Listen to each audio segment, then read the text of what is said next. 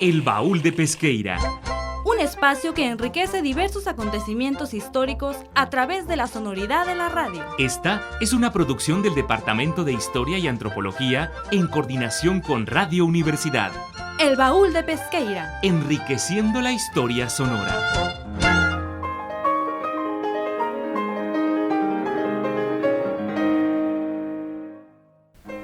Buenas tardes, mi nombre es David López y les doy la bienvenida a un episodio más de El Baúl de Pesqueira.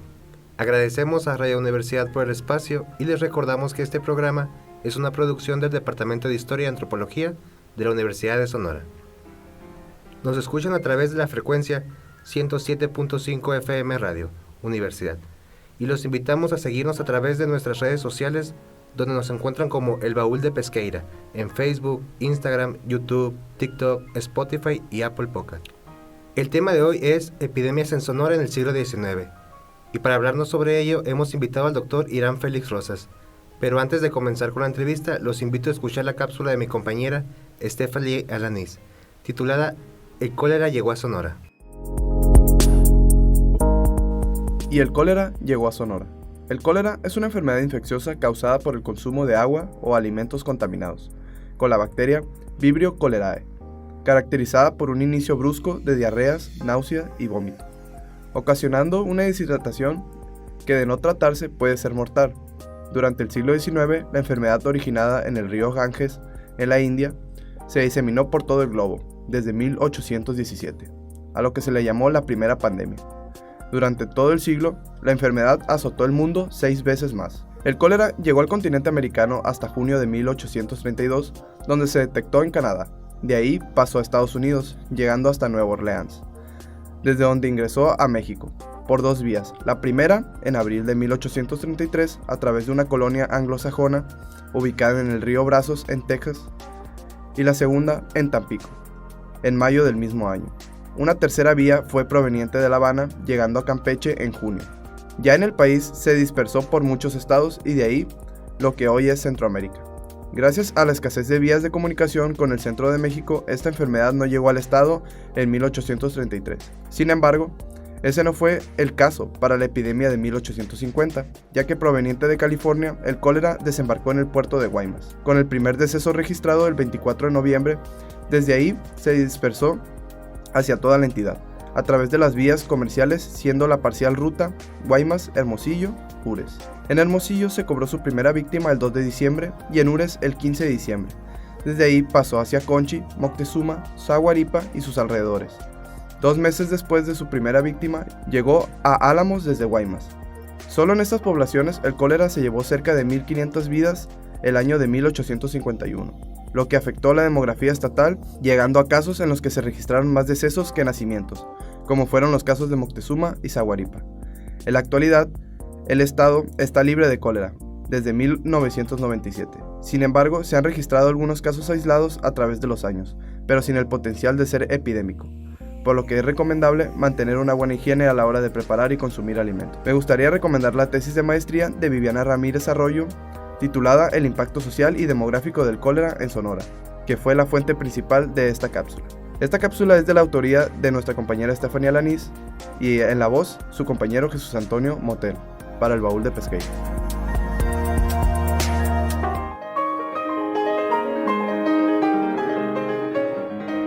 Muy buenas tardes, mi nombre es Melissa Proaño, estudiante de la licenciatura en Historia, y el día de hoy me tocó aquí estar platicando con el doctor Irán Félix Rosas. Pero antes de iniciar con la entrevista, les voy a hablar un poquito de él, pues para que lo conozcan. Es licenciado en Historia, maestro y doctor en Ciencias Sociales por el Colegio de Sonora.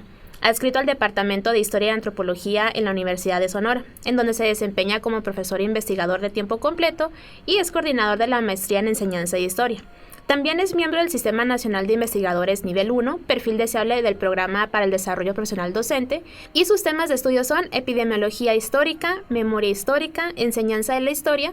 Entre sus publicaciones acerca de los problemas de salud y demográficos destacan como coordinador del sitio web Historia, Salud y Enfermedad, La higiene escolar en México, 1895-1903, espacio Enfermedades y aprendizajes de la perspectiva médica, Sonora, población y dinámica demográfica 1850-1900, una epidemia invisible, la viruela de 1869-1871 en Sonora, y también destaca Cuando la muerte tuvo alas, la epidemia de fiebre amarilla en Hermosillo, de 1883 a 1885.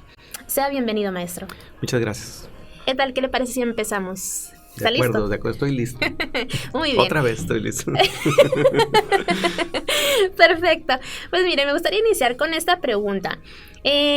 ¿Cómo fue que nació este interés como historiador de estudiar las epidemias en Sonora? Podría decir que fue un tanto azaroso el llegar al tema, pero si vemos en retrospectiva, forma parte de diferentes acercamientos. Primero, como estudiante de la licenciatura, en el curso de estadística tuvimos la tarea de acercarnos a los archivos parroquiales y civiles para hacer un ejercicio de recuperación de información, y por ahí pues brotan las epidemias como tema a partir de la recurrencia que se puede observar en estos registros. Y bueno, después cuando egresé de la licenciatura, eso ocurrió en los 90, que empecé a trabajar como asistente de investigación, me alejé del tema. Cuando hago el intento por ingresar a la maestría, una maestría en ciencias sociales con especialidad en salud, uno de los aspectos que me interesaba trabajar inicialmente era la mortalidad, ¿no? Un estudio panorámico acerca de las dinámicas de mortalidad en Sonora en la segunda mitad del siglo XIX, pensándolo como un espacio de transformación, de modernización económica, política, social y también demográfica.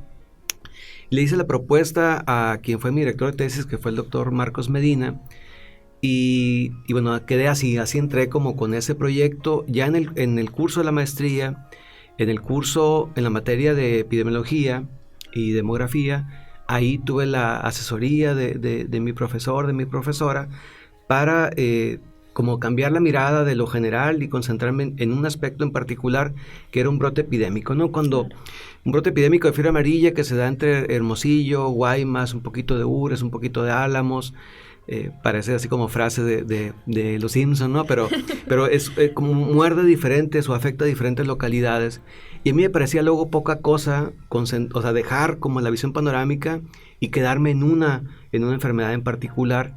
Pero bueno, después cuando ya empecé a profundizar, me di cuenta que tenía muchas aristas, muchos elementos a observar que hacían necesario como esa mirada así micro y ver cómo se comporta la enfermedad, cómo reacciona la sociedad, cómo reacciona la clase gobernante para atacar el problema. Entonces, terminó fascinándome el universo así de las epidemias como un espacio de constante aprendizaje, sobre todo que nos ayuda a colocar temas que permanecen al margen de la historiografía y los colocas a partir del descubrimiento en los archivos, en la correspondencia, en cosas que quedan luego al margen de los grandes o con un rol relativamente periférico si lo comparamos con estos grandes acontecimientos, como pueden ser las revoluciones, las rebeliones y demás. Las epidemias al normalizarse pues quedan así como que ocultas entre la documentación, y estudiar ese tipo de problemáticas nos permite también releer la historia y las problemáticas y los asuntos pendientes por explorar, ¿no? Claro que sí. Y de hecho, ¿cuáles eran esas epidemias que se presentaron en el estado durante esa época? Ya no repetiré el chiste que dije ahorita, pero bueno, una de las cosas importantes cuando vemos hacia el pasado, es que podemos documentar este viraje en lo que se llama transición epidemiológica, ¿no? Que es este paso del dominio de enfermedades infectocontagiosas a enfermedades crónico-degenerativas. Okay. Cuando volteamos hacia la historia de Sonora, siglo XVI, XVII, XVIII, XIX, lo que vemos es el dominio de brotes epidémicos, de viruela, de sarampión, y de algo que no se ve, porque no se documenta, pero son todas esas enfermedades provocadas por las infecciones, por no lavarse por las cuestiones de higiene, no lavarse las manos, no limpiar los alimentos, y no porque las personas fueran poco cuidadosas o poco higiénicas, sino porque difícilmente se tenía acceso al agua, ¿no? Que era un recurso importante. Entonces, bueno, vemos ese núcleo importante de enfermedades que están ahí mermando, frenando a la población de manera permanente. Y son estas diarreas, estas enfermedades que luego se reportan como vasca, vómito, que detrás de sí tienen un proceso de infección que no se asocia a una enfermedad en particular, pero que forma parte de este universo, ¿no?, de enfermedades infectocontagiosas, en donde podemos ver enfermedades eruptivas como la viruela y el sarampión, que dominan estos siglos del periodo colonial y que todavía muerden importantemente a la población sonorense para el siglo XIX. Aunque ya en el siglo XIX tenemos la presencia de otros padecimientos, como el cólera, que se presenta en la década de los 50, y la fiebre amarilla, que se presenta en los 80, con una dinámica diferente, ¿no? O sea, llegan a través de las embarcaciones, el caso de la fiebre amarilla, que llega por el puerto de Guaymas, procedente de Mazatlán, y que forma parte de un contagio que afecta a todo el noroeste.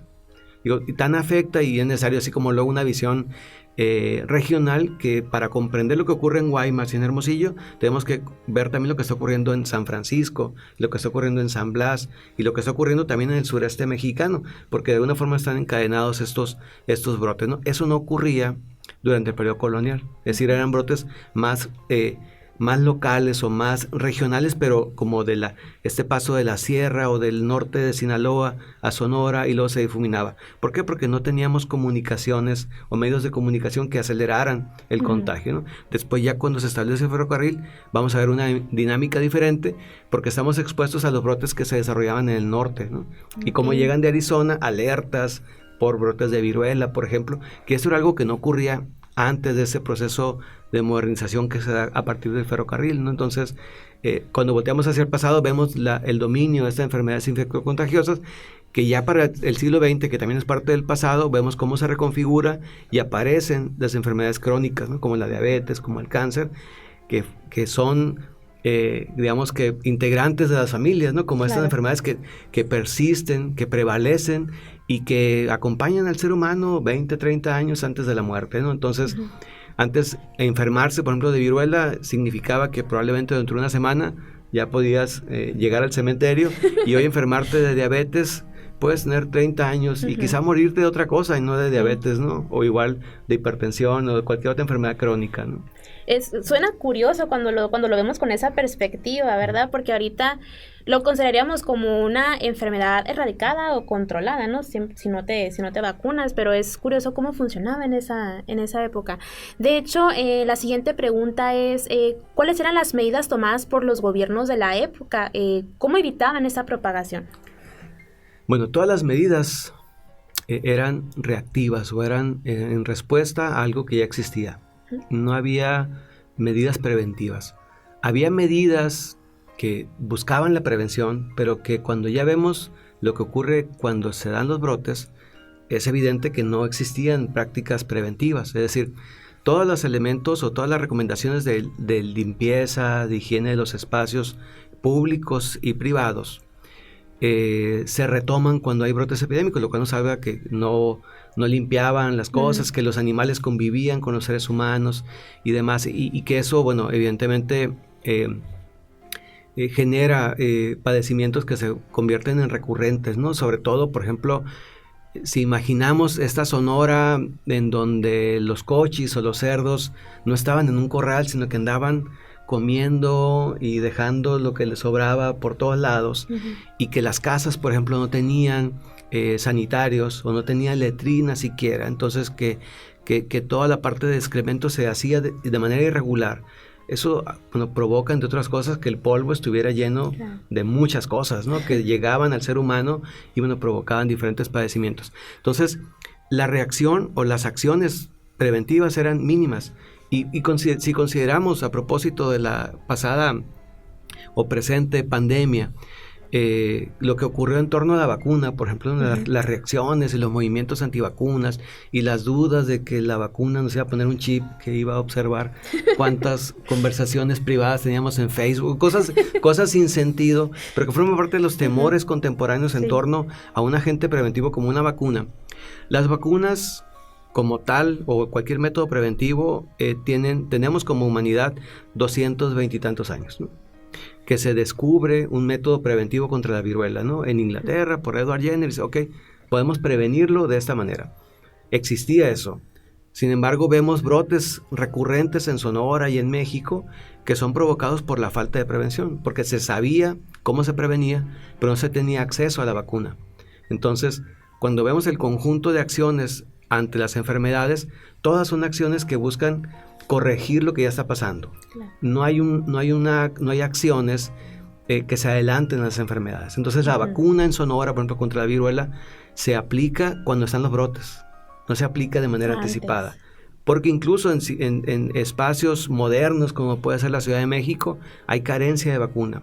Porque no había un centro, pero el centro no daba abasto para producir la vacuna. Entonces, cuando pensamos, por un lado, la necesidad de producir la vacuna, pero ese era un problema. El otro problema era hacerla llegar a las diferentes regiones. Y cuando pensamos en Sonora, ¿cuánto tiempo se hacía en 1850, por ejemplo, entre la Ciudad de México y Hermosillo, o Ures, o Álamos? Estamos hablando de días de camino. Y el pus vacuno, por ejemplo, para el caso de la viruela, necesitaba transportarse en condiciones de temperatura adecuadas y además sellada de manera correcta. Entonces era muy difícil que llegara un pus de calidad acá que pudiera aplicarse, ¿no? Entonces todas son reactivas, todas son reacciones ante brotes epidémicos. Muy bien.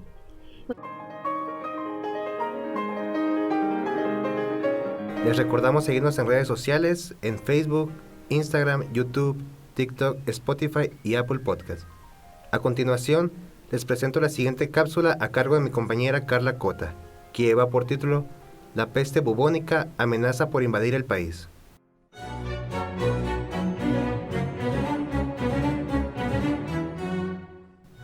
Los tiempos recientes, después del coronavirus, han hecho que nuestras dinámicas sufran un cambio, pero las conductas de algunos sectores de la población respecto a las medidas para contener la enfermedad no mostraron mucha diferencia a las de hace 100 años. Un artículo publicado en el semanario El Observador el 13 de noviembre de 1920, titulado La peste bubónica amenaza en invadir al país, nos dice lo siguiente. La peste bubónica se ha recrudecido notablemente en la ciudad potosina de Cerritos, pues los informes del Dr. Francisco L. Rocha, delegado sanitario especial en aquella población, acaba de enviar al Departamento de Salubridad, son verdaderamente alarmantes. La población de Cerritos, que cuenta con cerca de 7,000 habitantes, está situada en un lugar muy expuesto a todos los vientos, y por lo mismo, es fácil de contaminarse la atmósfera y es así como las epidemias han hecho verdaderos estragos en dicha población. El Dr. Rocha, en el importante informe que el día 3 de los corrientes rindió por telégrafo al Departamento de Salubridad, dice que en las últimas 24 horas se registraron 2 nuevos casos de peste, habiendo fallecido 1 hora después de las manifestaciones uno de estos atacados. El total de enfermos desde el principio de la epidemia es de 18, de los cuales han fallecido 9, que representan el 50% exactamente de mortalidad.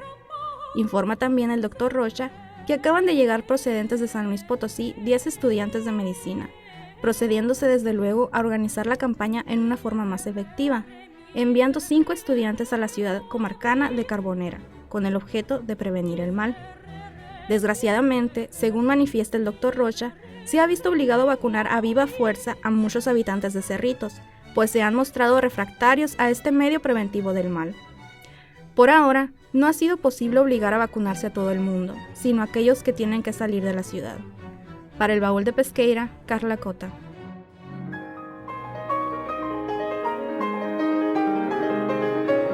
Continuando con la entrevista al Dr. Irán Félix Rosas con el tema Epidemias en Sonora durante el siglo XIX, le hacemos la siguiente pregunta. ¿Qué factores influyeron en la continuidad para la propagación de las epidemias? ¿Qué factores? Bueno, por un lado, eso que comentaba ya, la falta de medidas preventivas, y por muchos lados las condiciones de vida de la sociedad, ¿no? La falta de acceso al agua, por ejemplo, y la falta de control en cuestiones de drenaje, eso era un motor para que existieran ese tipo de enfermedades que comentaba hace un momento, ¿no? Enfermedades silenciosas, ¿no? O sea, que de alguna forma nos acostumbrábamos a que las fiebres, por ejemplo, que las diarreas fueran parte de este escenario, que no se documentan como epidemias como tal, porque no refieren a una sola enfermedad. Entonces, a mí me parece que los factores que provocan, por un lado, son las condiciones de vida de los sonorenses, las condiciones de alimentación, que evidentemente todavía ya en el siglo XX hay referencias constantes a una alimentación deficiente, sobre todo para mediados del siglo XX. Hay referencias acerca de que la dieta estaba basada en granos, maíz, trigo y carne ocasionalmente, y algunas sopas y cosas así, ¿no? Pero pocas verduras y demás. Eso por un poco para entender cuál es el campo de cultivo de los padecimientos. Y por otro lado, la falta también de servicios médicos, ¿no?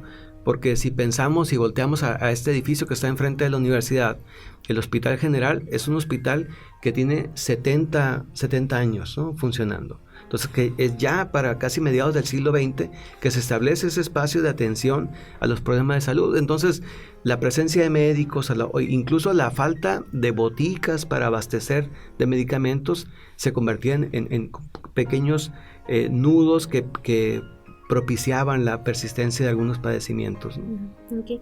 Y ya por último, para finalizar, ¿por qué sería relevante esta investigación de epidemias pasadas y qué aportaría para nuestro futuro? Me parece que puede ayudarnos a comprender como la historia misma, a comprender la situación contemporánea, nos da elementos para ver las cosas en perspectiva. Fue muy común durante el surgimiento de la pandemia provocada por el coronavirus, las referencias a que era un hecho inédito, que era la primera vez que nos enfrentábamos a algo como esto, y como humanidad hemos tenido diferentes experiencias, experiencias que desafortunadamente no han servido para poner el foco en aquellos aspectos que nos permitan adelantarnos a estos brotes, ¿no? A mí me parece que el estudio de las epidemias, sus efectos y sus estrategias de combate nos pueden ayudar a reposicionar, por ejemplo, la importancia de los servicios de salud públicos, ¿no? La importancia de inversión en la investigación, la importancia de cómo el gobierno tendría que destinar más recursos al campo de salud, pero también cómo los seres humanos, las personas, tenemos que hacernos responsables de una parte de nuestra salud, ¿no? Que tiene que ver con los autocuidados, con el adelantarnos con cuestiones tan básicas como la alimentación a las enfermedades crónico-degenerativas. Entonces, me parece que la mirada histórica nos permite tener esta perspectiva, y la perspectiva nos permite entendernos como seres complejos y como parte de una cadena muy larga, en donde podemos aprovechar el aprendizaje de otros escenarios, de otros sujetos similares a nosotros que han enfrentado situaciones epidémicas. Entonces, aunque somos especiales, no somos únicos, ¿no? y formamos parte de un todo, y la historia nos permite ver ese todo en conjunto, ¿no? Entonces, por ahí me parece que estaría la relevancia del estudio histórico de las enfermedades. Y más que nada porque no depende nada más del sistema de salud, sino también de nosotros como personas, de cuidarnos, como mencioné. Sí, y es crisis, por ejemplo, cuando pensamos en el dengue, el dengue, el chikungunya, todas las enfermedades transmitidas por vectores.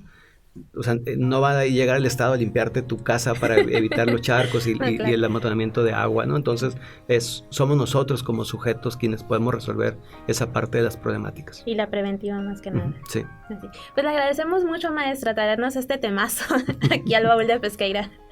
Okay, no, gracias a ustedes por el espacio y por el programa. Muchas gracias. A continuación, la cartelera de eventos de esta semana a cargo de Alejandra Rongel. Buenas tardes, soy José Alonso Castorena, alumno de la licenciatura en Historia. A nombre de mis compañeros de Baúl de Pesqueira, les deseo un muy buen día y un excelente inicio de semana, en el cual podrán disfrutar de los siguientes eventos. Hoy, martes 7 de febrero, en la Sociedad Sonorense de Historia se llevará a cabo la conferencia Políticos en Tierra de Generales, el relevo generacional en la política sonorense, 1966-1961, impartida por el doctor Juan Carlos Lorda Sáenz. La transmisión será mediante su página de Facebook a las 7 horas. Y ahí inició la 72 Muestra Internacional de Cine en la Cineteca de Sonora, donde todos los días y hasta el 14 de febrero se estará presentando un filme diferente. La cita es a las 8 de la noche y el costo de admisión es de 50 pesos. Para consultar la lista de películas pueden acceder a la página del Instituto Sonorense de Cultura, isc.gov.mx. Ya se reanudaron las sesiones de Círculo de Lectura, Literatura Escrita por Mujeres. Las reuniones se llevarán a cabo todos los días de 4 a 7 en la Biblioteca Pública Central Fortino León Almada, en el centro de la ciudad. La actividad es sin costo y abierta a todo público. Para mayores informes pueden escribir un correo a fomento.lectura.icc@gmail.com o al número 6621-142705. Por mi parte sería todo. Disfruten los eventos y tengan una muy bonita semana. Esto es todo por el episodio de hoy. Agradecemos a quienes nos escuchan, a nuestro operador técnico y a los productores José Alonso Castorena y Jesús Antonio Motel. Los esperamos en el siguiente programa y no olviden seguirnos en nuestras redes sociales. Nos encuentran como El Baúl de Pesqueira en Facebook, Instagram, YouTube, TikTok, Spotify y Apple Podcast. Que tengan excelente semana, me despido de ustedes. Mi nombre es David López, hasta la próxima. Por hoy, El Baúl de Pesqueira ha cerrado un programa más. Te invitamos a escuchar un encuentro entre el pasado y el presente de Sonora en la próxima emisión. Esta fue una producción del Departamento de Historia y Antropología en coordinación con Radio Universidad. El Baúl de Pesqueira. Enriqueciendo la historia sonora.